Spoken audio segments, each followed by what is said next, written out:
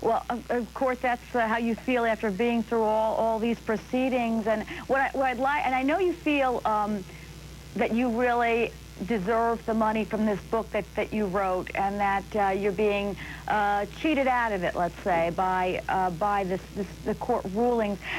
Joe, explain what the Son of Sam law is and why it's there. Well, in a nutshell, June, it really is on the books to prevent criminals, predators of victims in society from profiting from their crimes, because obviously everyone likes to read. The sex appeal in a real-life criminal story is overwhelming, and people love to read it.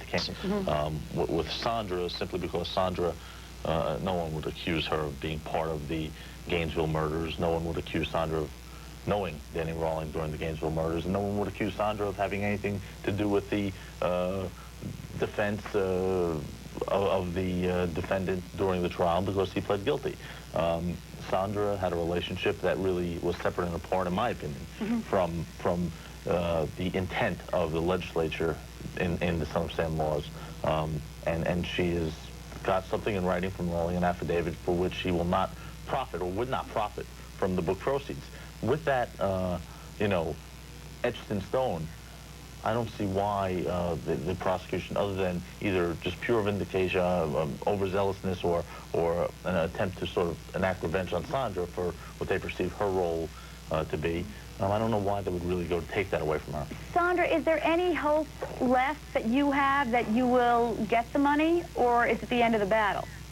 Oh, it's not the end of the any but I'd like to comment on the ironies of this situation, are multiple. First of all, without this Son of Sam law, any victim of any crime has recourse under the law to sue for wrongful death or damages, in which they're able to collect 100% of the proceeds, regardless of what it comes from.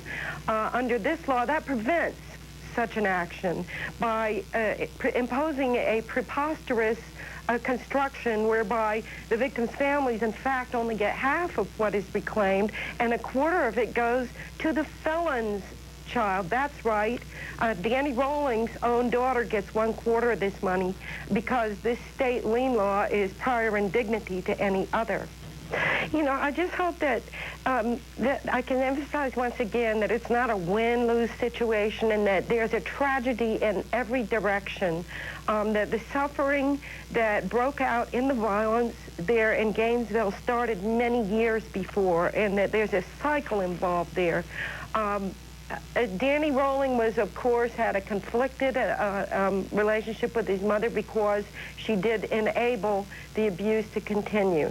I believe that a big important part of why his violence was not just family violence, but why he struck out at society, was because society endorsed the conditions under which he was abused. And I think the key moment was when the neighbor across the street tried to complain to the police about the abuse that was being visited in that house, and they said, no, Officer Rawlings is a good officer, and we don't want to do anything to embarrass him. In that single moment, it became an issue of society's attitudes that bred the conditions that made Danny into a serial killer. He writes fiction, and he entertains himself with romantic affairs. How is that? Can you explain that a little? I mean, he writes to people, or he has and then they come visit him, and the other.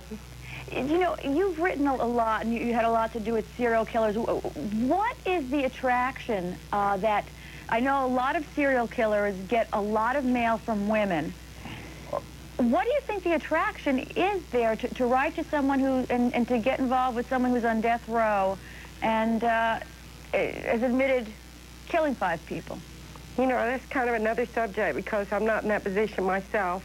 I knew a serial killer when I was a teenager, and that's why I was interested in applying my energies and concentration toward trying to understand what goes wrong in the mind to allow this sort of thing to happen. And when the Gainesville murders happened, all anyone said was, why?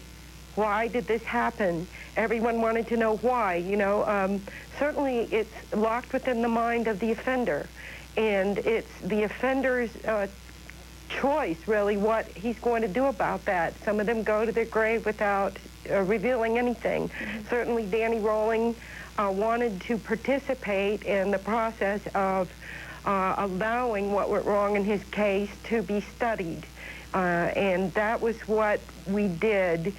We spent 5 years going over and over everything that he had done wrong. Most of these guys, again, their story is just self-justifying nonsense. Danny Rolling was not that case. He wanted to try to make amends in some way, to at least figure out what the story was, what happened there. Sondra London, thank you so much for joining us this evening and for your remarkable candor in discussing this case with us. Thanks again.